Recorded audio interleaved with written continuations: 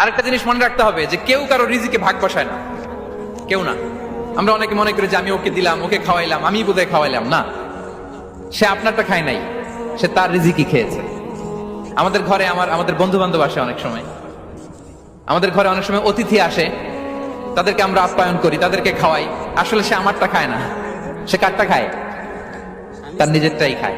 বিষ্ণু ইসলাম এটা খুব সুন্দর করে বলেছেন। ওনার কাজিন চাচাতো ভাই আব্দুল্লাহ ইবনে আব্বাসকে একদিন অনেক নাসিহা করছিলেন, করতে করতে এক পর্যায়ে তিনি বললেন, ওয়ালাম, ইবনে আব্বাসকে বলছেন, ওয়ালাম আন্না মা আসাবাকা লাম ইয়াকুন লিইখতিআক ওয়া মা আখতাআক